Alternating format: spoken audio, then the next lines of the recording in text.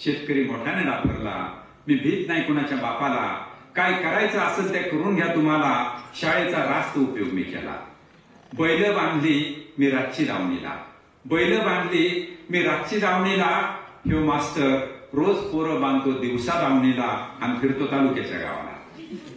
त्या मास्तरनं शाळेचा गोठा केला. त्याला काय विचारलं ते आधी सांगा मला, आणि मग विचारायला या मला की शाळेचा गोठा तू का केला. हे ऐकून बघता बघता सगळा गाव जमा झाला आणि गावाला प्रश्न पडला की शाळेचा गोठा नक्की कुणी केला. इतक्यात सोसायटीचा सेक्रेटरी गडबडीनं पुढे आला. सोसायटीच्या सेक्रेटरीचा पोरगा इंग्रजीत ह्या मास्तरनंच होता नापास केला. सोसायटीचा सेक्रेटरी गडबडीनं पुढे आला आणि म्हणाला, काय नाव आणण्याची चाळ आहे का गावाला? गेली कैक वर्ष गावानं कानाडोळा केला, अवघ्या मास्तरनं शाळेचा गोठा केला. गुरा आणि पोरात फरक कळत नाही या मास्तरला. तुम्ही समधी जण बोलवा आपापल्या पोरांना, आम्ही बी समधी जण येतो मीटिंगला. सरपंचानं डाव ओळखला, गालातल्या गालात हसला, म्हणाला, आपल्या आपल्यात वाटाघाटी कशाला, प्रकरण जाऊ द्या तालुक्याला. अहो प्रकरण गेलं तालुक्याला, मीटिंगचं बोलावणं आलं सगळ्यांना. मीटिंगसाठी शेतकरी जातीनं हजर झाला. मीटिंग सुरू होण्यापूर्वी सभापतीनं बाहेर बोलवलं शेतकऱ्याला. बोलता बोलता तुम्ही तर आमचं लेकीकडचं पाहुणं असल्याचा बोध झाला. प्रसंग नाजूक नात्याचा निर्माण झाला. गंभीर चेहरा करून सभापती उठला बोलायला. अहो प्रचंड मोठा पाऊस आला, बिचारा शेतकरी काय करेल त्याला. त्याचा अगदीच नाईलाज झाला म्हणून त्यानं बैल बांधली शाळेत कोपऱ्याला. अहो शेतकरी अन्नदाता आपला, तो धान्य पिकवतो म्हणून मिळतं पोटाला. घ्या समजून आणि सांभाळून आमच्या ह्या गरीब पाहुण्याला. तो 100 रुपये देणगी देणाऱ्या या शाळेला त्याच्या सत्काराचा कार्यक्रम मी ठरवला. ह्याच्या परीस कुणाचं काय म्हणणं असेल तर बोला. इतक्यात सरपंच उठला बोलायला, म्हणाला, वा एवढा सभापती लाभला तालुक्याला. ह्याच्या कामाचा 10 गावात बोलवाला.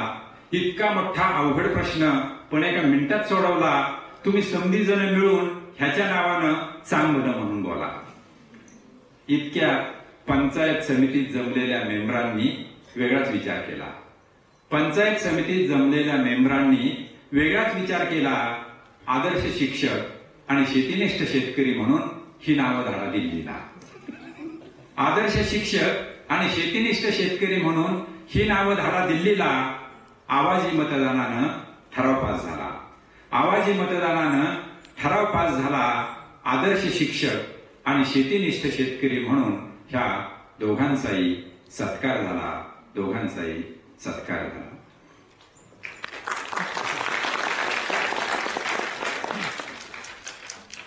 कवी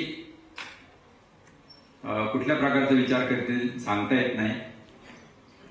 एका कवीनं वेगवेगळ्या प्रकारच्या कविता लिहिल्या त्यांच्या. तर जुनी पिढी आणि नवीन पिढी ह्या दोन्ही पिढींच्या प्रेमाची तुलना करणारी कविता नाशिकचे कवी नरेश महाजन यांनी लिहिलेली आहे. आता सगळे तुम्ही कम्प्युटर सायन्सचे विद्यार्थी आहात आणि हल्ली संगणकीय युग सुरू आहे असं म्हटलं जातं. जुन्या पिढीचं प्रेम आणि नवीन पिढीचं प्रेम या दोन्ही पिढींच्या प्रेमाची तुलना करणारी कविता त्यांनी लिहिली. संगणकीय युग असल्यामुळे त्यांनी कवितेला शीर्षक सुद्धा दिलंय ईमेल. जुनी पिढी नवीन पिढीला म्हणते, बरे झाले आमच्या वेळी नव्हते असले ईमेल. बरे झाले आमच्या वेळी नव्हते असले ईमेल. आम्ही हळूच भेटायचो जिन्याखाली ठरवून वेळ. बरे झाले आमच्या वेळी नव्हते असले ईमेल. आम्ही हळूच भेटायचो जिन्याखाली ठरवून वेळ. माऊसमुळेच आमची गोष्ट नेटवर्क मध्ये आणली. कम्प्युटरचा नव्हे खराखुरा. माऊसमुळेच आमची गोष्ट नेटवर्क मध्ये आणली. माऊस पडता अंगावर ती गळ्यात माझ्या पडली. हळूहळू आमची विंडो होऊ लागली ओपन. हळूहळू आमची विंडो होऊ लागली ओपन. कागदी एरो विचारायचे कुठं भेटायचं आपण. दूध केंद्रावर की गिरणीत प्रोग्राम व्हायचा फीड. दूध केंद्रावर की गिरणीत प्रोग्राम व्हायचा फीड. दूध गहू हेच पासवर्ड चेपून गेली भीड. नव्हते जरी चिटचॅटिंग, नव्हते तेव्हा मोबाईल. नव्हते जरी चिटचॅटिंग, नव्हते तेव्हा मोबाईल. तिला कॉल करण्यासाठी ओठावर यायची नाजूक शीळ. कोणासंगे कुठे ती, नव्हतं तसलं ब्राउजिंग. हृदयाच्या कम्प्युटरला तिच्या इच्छेनं यायची जी. हॅलो हॅलो करायचे भुरभुरणारे तिचे केस. हॅलो हॅलो करायचे भुरभुरणारे तिचे केस. सदा फुलीचं फूल हाती द्यायचा आमचा SMS. नाही केलं कधी सर्फिंग, नव्हती आमची वेबसाईट. नाही केलं कधी सर्फिंग, नव्हती आमची वेबसाईट. हसणं तिचं सेव्ह होताच अश्रू आमचे व्हायचे डिलीट. साधं सहज घडलं प्रेम, सहज व्हायच्या गळाभेटी. तुमचं किती आडवळणी सायबर कॅफे इंटरनेटी. तुमचं सारं प्रेम आता यंत्रातूनच होतं ओपन. तुमचं सारं प्रेम आता यंत्रातूनच होतं ओपन. डोळे भरून आल्यावरती करतं का हो यंत्र सांत्वन. डोळे भरून आल्यावरती करतं का हो यंत्र सांत्वन. क्रिकेट हा असा खेळ आहे की तो अगदी छोट्या मुलांपासून अगदी ज्येष्ठ नागरिकांपर्यंत सगळ्यांना अनेकांना आवडत असतो. या खेळाचे भरपूर रसिक आपल्याला पाहायला मिळतात. आणि या खेळाचं एक वैशिष्ट्य म्हणजे ज्याने कोणी आयुष्यात बॉल आणि बॅटला हात पण लावलेला नाहीये अशी लोक सुद्धा तासनतास क्रिकेटची मॅच टीव्हीवरती बघताना आपण पाहतो.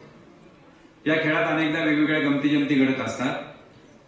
आपला पहिला जो 2020चा वर्ल्ड कप झाला होता त्यामध्ये त्या विश्वचषकाच्या एका मॅच मध्ये आपल्या युवराज सिंगने ओव्हर मधल्या प्रत्येक बॉलला 6 मारला होता. त्यामुळे जगभरातून त्याचं खूप कौतुक करण्यात आलं होतं. पण एक जण असा होता की त्याला क्रिकेट फारसं कळत नव्हतं. तो त्याच्या जाणकार मित्राला म्हणला मला एक गोष्ट कळत नाही म्हणला. जो तो उठतो आणि त्या युवराज सिंगचं कौतुक करतोय म्हणला अरे मग त्याचं कौतुक करायचं नाही तर करायचं कोणाचं. नाही म्हणला मला युवराज सिंगचं कौतुक वाटतं नाही तो बॉलर ग्रेट वाटतो म्हणला अरे असं कसं काय बॉलर ग्रेट. नाही म्हणला ती ओव्हर मी एकदम बारकाईने बघितली म्हणला. युवराज सिंग आपली बॅट कधी डावीकडं उजवीकडं अशी वळवीत होता आणि युवराज सिंग खरं तर तो बॉल चुकवायचा प्रयत्न करत होता. पण बॉलर इतका ग्रेट होता की प्रत्येक बॉल नेम धरून त्याच्या बॅटवरतीच मारला. असंच एका मॅच मध्ये 4 विकेट्स गेल्यानंतर 5वा बॅट्समन आला. तुम्हाला माहिती आहे की ठराविक वेळेत पोहोचवायचं असतं तिथे क्रीजवर. तो अक्षरशः धावत धावत आला. आल्यावर त्याने बॅटिंगची पोझिशन घेतली आणि क्रिकेटचं ग्राउंड क्रिकेट रसिकांनी असं खचाखच भरलेलं होतं. आल्याबरोबर त्याने बॅटिंगची पोझिशन घेतली आणि अंपायरने त्या बॅट्समनकडे बघून थांब म्हणून असा इशारा केला. त्या क्रिकेट रसिकांना आश्चर्य वाटलं की अंपायर शक्यतो बॅट्समनला नाही थांबवत, बऱ्याचदा बॉलरला थांबवत असतात. त्या क्रिकेट रसिकांना जरा उत्सुकता होती. मग तो बॅट्समन सुद्धा थांब म्हणल्यामुळे त्यांनी बॅटिंगची पोझिशन घेतली, ती सोडली, उभा राहिला. म्हणला काय झालं सर. अंपायर म्हटलं हेल्मेट काढ तुझं. त्यांनी हेल्मेट काढलं. म्हणलं काय झालं. अंपायर म्हटलं अरे तू एकदा आऊट झालेला असताना सुद्धा दुसऱ्यांदा बॅटिंगला आलाय की नाही सांग. त्याने इकडे तिकडे बघितलं, बोट वरती केलं आणि मग तो निघून गेला. आता सगळ्यांचे कपडे सारखे वगैरे लवकर सहज लक्षात येत नाही. पण त्या क्रिकेट रसिकांना जरा आश्चर्य वाटलं की त्या अंपायरने त्या बॅट्समनला बरोबर पकडलं. एरवी जर बॅट्समनने जर सेंचुरी केली तर क्रिकेटचे रसिक सगळे उभे राहतात आणि बॅट्समनसाठी टाळ्या वाजवतात. यावेळी मात्र ते सगळे क्रिकेट रसिक उभे राहिले आणि अंपायरसाठी जोरजोरात टाळ्या वाजवायला लागले. त्याने बरोबर त्याला पकडला म्हणून. लोकांनी टाळ्या वाजवणं बंद केलं. तो शेवटी तिथे गेला पॅव्हलियनच्या तिथे. लोक खाली बसलेले होते, शांत झाले होते. मग तो दुसऱ्यांदा आऊट दिलेला बॅट्समन त्या तिथल्या आसपासच्या क्रिकेट रसिकांना म्हटला कशाला कौतुक करताय त्या अंपायरचं. काय म्हणत मला विचारतायत एकदा आऊट झालेला असताना सुद्धा दुसऱ्यांदा बॅटिंगला आलाय की नाही.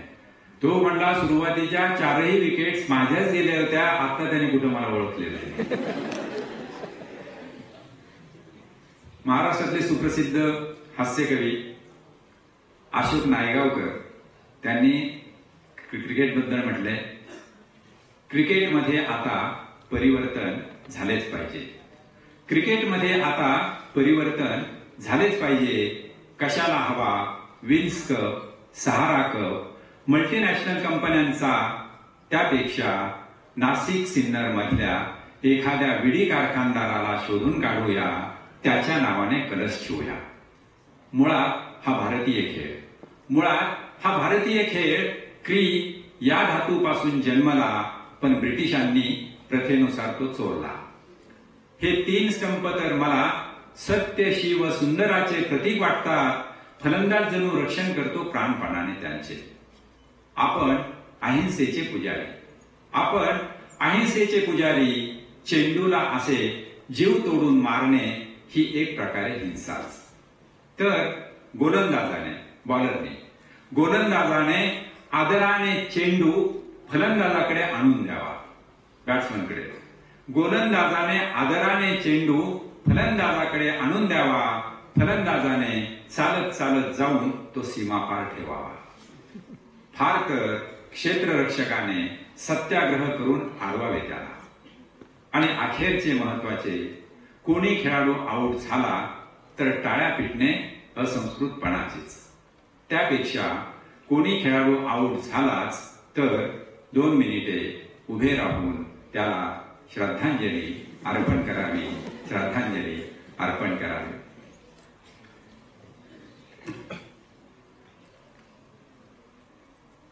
वयाला प्रेमाचं बंधन नसतं असं म्हटलं जातं.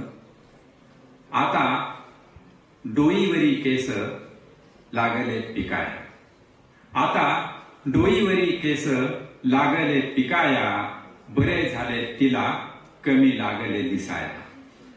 आता डोईवरी केस लागले पिकाया, बरे झाले तिला कमी लागले दिसाया. आता बोलताना येतो कंप आवाजाला, आता बोलताना येतो कंप आवाजाला, बरे झाले तिला येते कमी ऐकायला.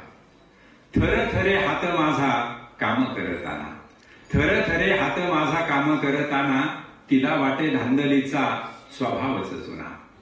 अजूनही मला ती कशी दिसते सुंदर, अजूनही मला ती कशी दिसते सुंदर.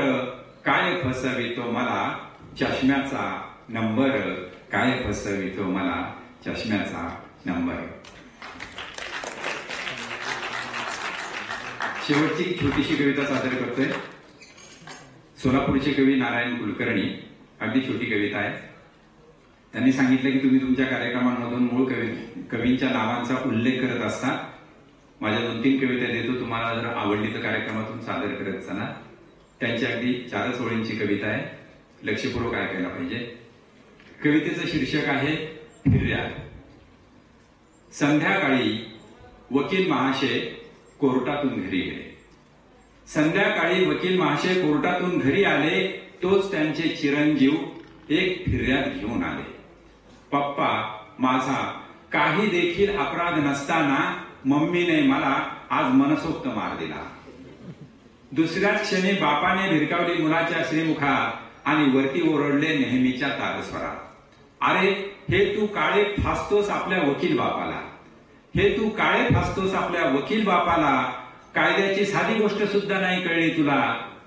मला एकच सांग बेटा असं कसं करतोस, मला एकच सांग बेटा असं कसं करतोस. सुप्रीम कोर्टाच्या शिक्षेविरुद्ध हायकोर्टात अपील करतोस, हायकोर्टात अपील करतोस.